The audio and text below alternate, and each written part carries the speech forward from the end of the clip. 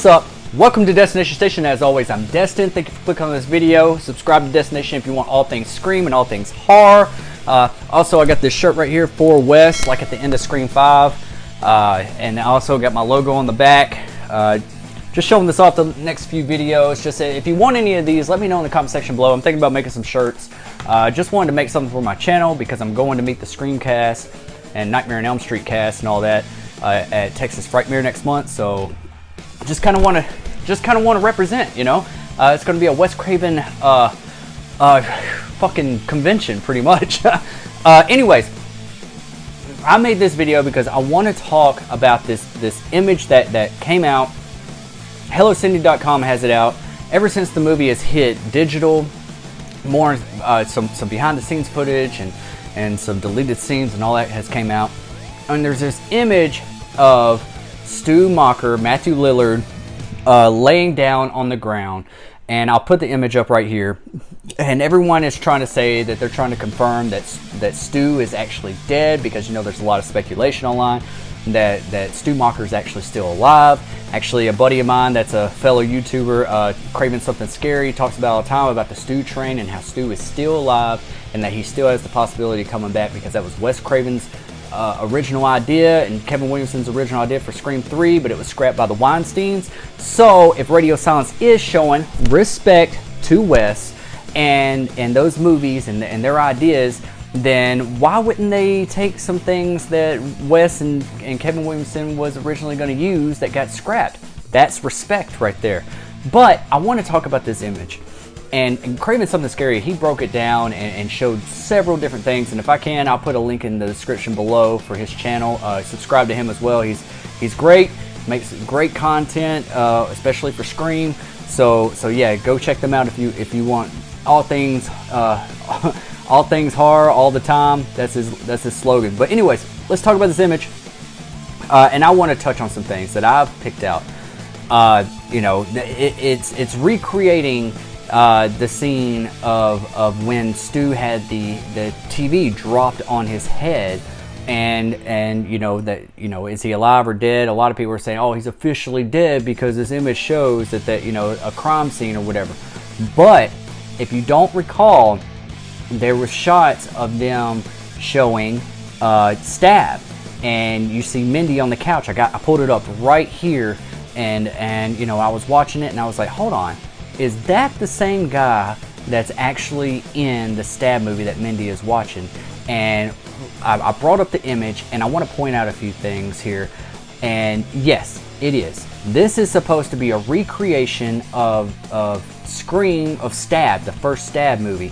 And that's all it is. This isn't officially Stu Macher or anything like that, because you know, he's wearing different pants than what Stu Macher was. He's wearing different shoes than Stu Macher was.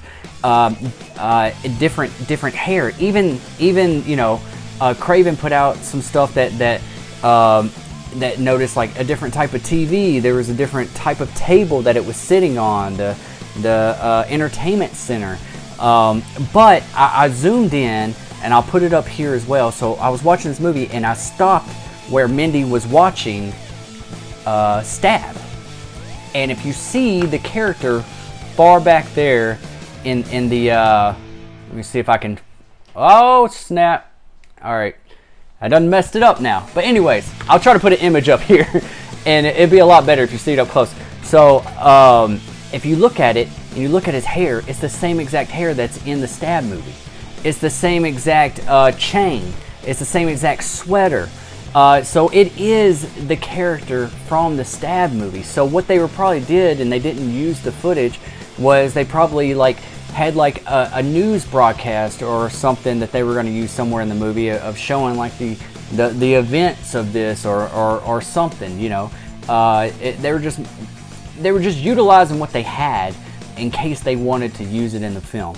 And it wasn't. It didn't make it in the movie at all. So there you go. It's definitely not canon because of that. Because if it doesn't make it in the film, and if they do not actually say that a character is actually dead, that means that they could come back at any time. I mean, look at so many movies. I mean, we even got Billy back, and he's dead. Okay, in some way, shape, or form. Now with Stu, I really think that this is Stu. Stu is still alive. There's even that image of, did the real Stu Macher survive of Woodsboro that was in the movie. So they're already throwing little hints and Easter eggs in there, along with Kirby Reed being a survivor from Scream 4. So don't throw it out of possibilities that Stu can still come back. This doesn't mean that they're just going to throw away that idea, because they're still toying with it. They're trying to see if fans are still latching on and still wanting that, and a lot of fans do. A lot of fans want Stu back in some way, shape, or form. And I'm on the same train. I'm on that Stu train, like Craven likes to say. But this is definitely the character, the actor from the Stab movie. He's got the same exact hair, the same exact shirt, shoes, everything. So yeah, if you don't believe me, go back and watch the movie and pause it at those moments when Mindy is watching the movie, and you'll see for yourself. And I'll put some images up here so I just want to put this to rest, okay? Stu ain't at rest, but put this rumor to rest. Stu is still very much alive. I don't care you can't convince me otherwise. You cannot convince me otherwise. And whenever I go to Texas Frightmare, I'm going to meet Skeet, Matthew, Jamie, and Nev, and I'm going to try to get as much as I can out of them. I'm going to see if I got to pay extra, I will get an interview with them. Something, especially with Matthew Lillard. I just want to know something that he's got some sort of involvement in these new films, these new Scream movies. We don't know the time gap between Scream 5 and Scream 6. Is it happening in the same night like Halloween Kills because they're going to a different hospital at the end of Scream 5? Or are the characters going to have to come back to Woodsboro because of somebody close to them gets murdered by Ghostface? That's probably the idea of what's going to happen, because all our characters want to flee Woodsboro as soon as possible by the end of Scream 5. So yeah, that was definitely Sam and Tara's idea before the events happened at the Stu Macher house. So I assume that once they get out of the hospital and everything, they're getting the fuck out of Dodge. So yeah, what do you think about this theory? Do you think that Stu is still alive? Do you want Stu to still be alive? Or do you think he should just lay at rest and Stu's dead and in the first Scream? Or do you think that Radio Silence should show respect and bring Stu back in some way, shape, or form? Because Stu, the idea for Scream 3 was that Stu was going to have this cult following and have a bunch of Ghostface killers and have this big following. And then it got scrapped by the Weinsteins, and we got the whole Scream 3 that we got with Roman and Hollywood and all that. But it was actually, if they do go with that, they actually used that idea for the TV show The Following with Kevin Bacon. It lasted I think 3 seasons or so, but that idea, Kevin Williamson was the writer on that, and he just stretched it over a few seasons. So yeah, if you want to see more of that idea, go check out The Following with Kevin Bacon. Very good show, especially that first season. But yeah, I want Stu back. I think that if we can bring Skeet back from the dead some way like this in Visions, then why not Stu? And it doesn't have to be Visions. He can actually, maybe he was hid out. Maybe he's been incarcerated for years now, and maybe only Dewey and Gail knew about it, but maybe even Nev didn't know about it. Maybe they hid that from her so she could live her own life. There's reasons why it would have been kept a secret. And he could get out on good behavior, because all you hear is that Billy Loomis took all the recognition and all the shine for the Woodsboro murders. And even at the beginning of Scream 5, when Jenna Ortega's on the phone with Ghostface, and Ghostface tricks her with that trick question, saying, who is the killer in the original Stab? And she says, Billy Loomis, and blah blah blah blah, Sydney's boyfriend. And he's like, that's wrong. It's not the right answer. And she's like, no, it's right. And he says, no, Billy Loomis and Stu Macher. So it's already showing and hinting that Stu Macher has been forgotten. Stu Macher did not get the recognition for the Woodsboro murders. He did not get the shine that Billy did. And now Stu Macher is pissed. He might be out of prison. He might be hidden out somewhere. Maybe his family was obviously wealthy with the land and the house that they had.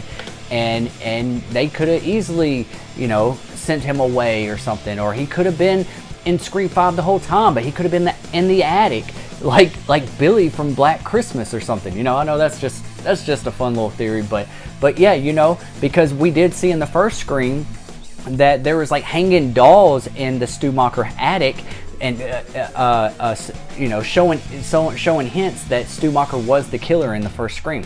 I didn't catch that, but if you go back and watch that movie, that was intended, that there was like hanging little dolls whenever Sidney runs through that attic, that shows that Stu Macher is probably the killer, because he's got some crazy stuff up in his attic. So yeah, what if he's up there just staring out the window, or just chilling, or maybe turned it into a room or something? What if he was Amber's uncle, or related to Amber somehow? Maybe that was their family members somehow, and that's how they got the house. And he just stayed there and stayed hidden, and now he's pissed that he never got the recognition, he never got the fame, the glory for the Woodsboro murders, and it's became this big franchise, you know. And now Ghostface is back, and maybe he's got the following, Richie and Amber killing for him, and then we find out that, you know, there's other Ghostface killing for him, and maybe he is actually the mastermind.